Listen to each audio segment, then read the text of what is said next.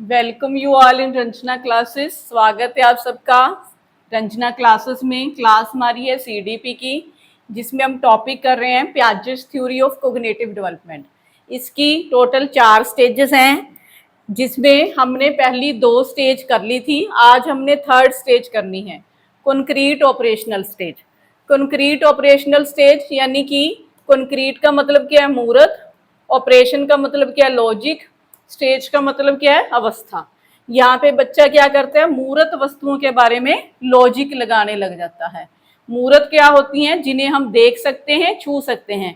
जैसे ये मेरे हाथ में पॉइंटर है, मैं देख भी सकती हूँ, छू भी सकती हूँ। इसकी एज लिमिट क्या है? 7 to 11 ईयर्स।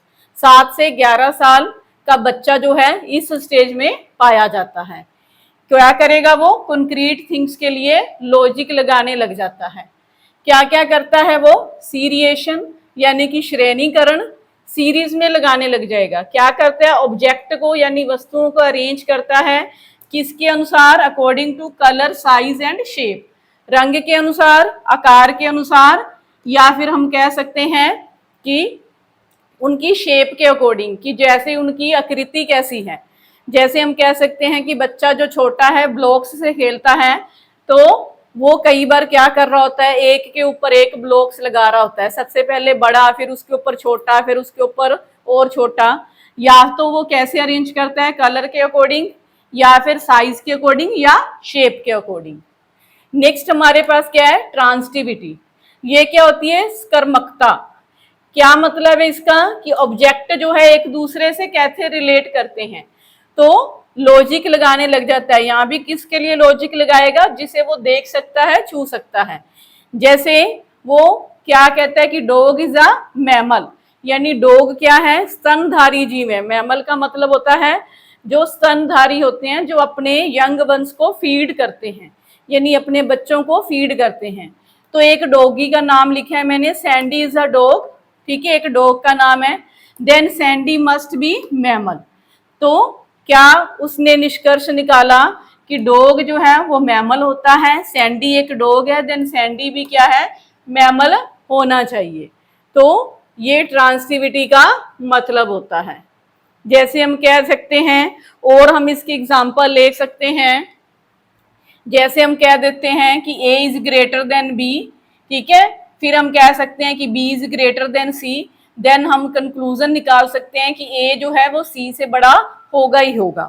तो इस तरह से, तो ये हमारा ट्रांसिटिविटी का जो एग्जाम्पल था। नेक्स्ट देखो, कंजर्वेशन। कंजर्वेशन क्या होता है? संरक्षण। इसका मतलब क्या है? जैसे हमने जो जो चीजें हमने प्री ऑपरेशनल में की थी कि बच्चे के अंदर ये नहीं पाया जाता, वो सारी जो विशेषताएं हैं कंक्रीट ऑपरेशनल में बच्चे के अंदर आ जाती हैं।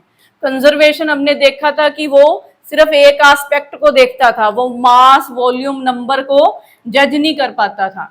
वो सिर्फ हाइट देख रहा था। जैसे मैंने एग्जांपल दी थी आपको, एक चौड़ा ग्लास हमने लिया था, वाइड ग्लास था। एक जो तो लंबाई में था, जिसकी हाइट ज्यादा थी, वो ग्लास था।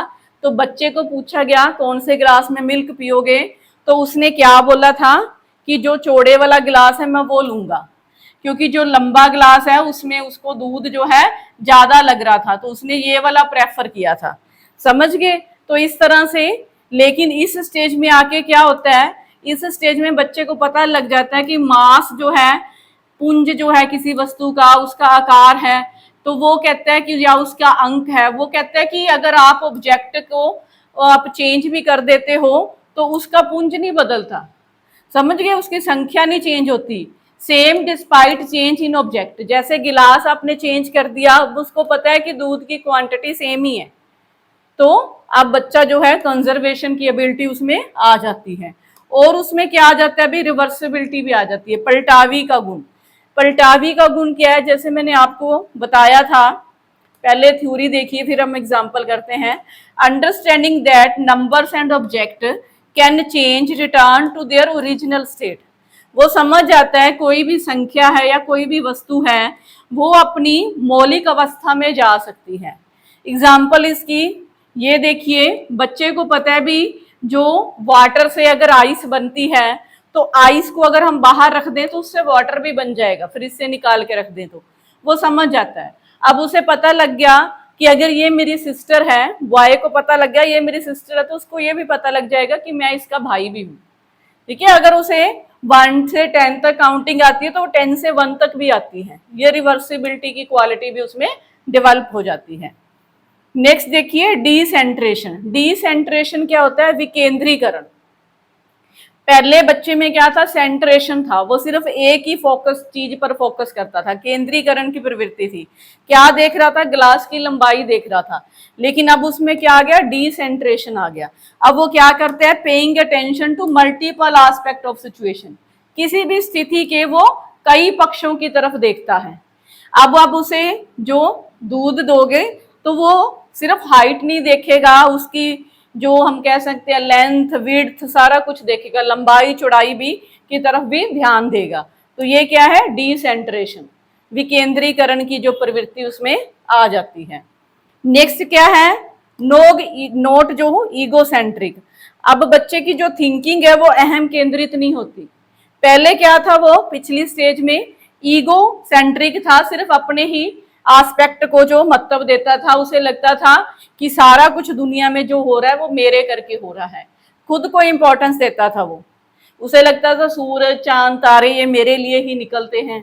लेकिन यहाँ पर आकर उसकी ईगो कम हो जाती है, दूसरों को भी महत्व देने लग जाता है। और क्या करने लग जाता है? नेक्स्ट एबिलिटी क्या है उसमें? क्लासिफिकेशन करने की प्रवृत्ति भी आ जाती है। क्लासिफिकेशन का मतलब क्या है? यानी वर्गीकरण करना। अब क्या करता है? जैसे हम उसे बताते हैं कि हमने फ्रूट्स और वेजिटेबल उसके सामने रख दिए, तो वो कैटेगरीज बना लेता है कि ये फ्रूट्स हैं, ये वेजिटेबल हैं। समझ गए? वर्गीकरण करना उसको आ जाता है। वो आइडेंटिफाई कर लेता है कि मेरे मदर कौन से हैं, मेरे चाचे ताई कौन से हैं, तो वो वर्गीकरण करने लग जाएगा। नेक्स्ट क्या है? थिंकिंग उसकी लॉजिकल हो जाती है। लेकिन किसके बारे में लॉजिक लगाएगा? ये ध्यान रखना है, कॉन्क्रीट ऑब्जेक्ट के बारे में। समझ गए? जिसको हम देख सकते हैं, छू सकते हैं। हाँ जी, आई होप ये स्टेज आपको अंडरस्टैंड हुई होगी। आइए नेक्स्ट स्टेज पर चलते हैं। लास्ट स्टेज है फॉर्मल ऑपरेशनल स्टेज। फॉर्मल यानी कि रस्मी, ऑपरेशनल लॉजिक की अवस्था। अब इसकी एज लिमिट देखें तो 11 एंड अबव, 11 साल या इससे ज्यादा उम्र का बच्चा जो है इस स्टेज में आएगा। इस स्टेज की क्या विशेषता है जो इस स्टेज से इसे अलग करती है, यानी कंक्रीट से इसको अलग करती है? वो क्या चीज है? Develop abstract thinking. हमने कहा था यहाँ बच्चा किसके लिए लॉजिक लगाता है? जिसको वो देख सकता है। लेकिन अब वो किसके लिए लॉजिक लगाता है? जिसे वो देख भी नहीं सकता। जैसे हम मैथ में पढ़ाते हैं ना बच्चे को, अज्यूम करो एक ट्रायंगल है या एक सर्कल है, तो वो चीजों को अब अज्यूम भी कर लेता है, अब्स्ट्रैक्ट थिंकिंग हो जाती है उसकी। समझ गए? अब वो हम कहें कि वो हम कह सकते हैं कि वर्बल जो हमें कैलकुलेशंस करके भी बताने लग जाता है। नेक्स्ट क्या आ गया? इंडक्टिव एंड डिडक्टिव रीजनिंग भी उसके अंदर आ जाती है। ये बहुत इंपॉर्टेंट चीज है। इंडक्टिव आई से याद रखना आपने, एग्जाम्पल टू रूल जाते हैं, जिसमें जैसे मैं आपको एग्जाम्पल दूं कि इसका नाम सीता है, ये पटियाला में रहती है, तो ये इसे हम कह सकते हैं। उसके बाद हम कह देते हैं कि किसी व्यक्ति वस्तु स्थान के नाम को संज्ञा कहते हैं, तो वो क्या हो गया? इंडक्टिव थिंकिंग हो गया। हमने क्या किया? पहले एग्जाम्पल दी, फिर उससे हमने परिभाषा बना दी। जब हम एग्जाम्पल टू रूल जाते हैं वो क्या होती है? Inductive thinking. अगर मैं पहले आपको परिभाषा कराऊं, किसी व्यक्ति वस्तु स्थान के नाम को संज्ञा कहते हैं, जैसे कि सीता, पटियाला, तो वो क्या चीज है? डिडक्टिव रीजनिंग है। क्लियर हुआ आपको ये कि इंडक्टिव में क्या आएगा? हम एग्जाम्पल टू रूल जाएंगे, डिडक्टिव में क्या आएगा? हम रूल टू एग्जाम्पल जाएंगे। पहले परिभाषा दी जाएगी, फिर उसकी उदाहरणें दी जाएंगी। तो ये भी बच्चे के अंदर डेवलप हो जाती है, दोनों तरह से वो तर्क लगाने लग जाता है। और क्या चीज उसके अंदर आती है? Divergent thinking. डाइवर्जेंट थिंकिंग क्या होता है भाई? Multiple solutions. डाइवर्जेंट थिंकिंग होती है कि अगर आपने बच्चे को एक सम दिया, वो उसको कई मेथड से सॉल्व करके ले आता है। तो ऐसे करने वाले बच्चे की जो थिंकिंग है वो क्या होती है? डाइवर्जेंट होती है। यानी किसी भी प्रॉब्लम के वो कितने सोल्यूशन देता है? मल्टीपल सोल्यूशंस देता है। जैसे हम सिंपल सी बात करें कि मान लो कोई भी आप जा रहे थे, रास्ता बंद था तो आपने और कई रास्ते सोच लिए, यहाँ से भी जाया जा सकता है, यहाँ से भी जाया जा सकता है। इट मीन्स आपकी थिंकिंग क्या है, डाइवर्जेंट है।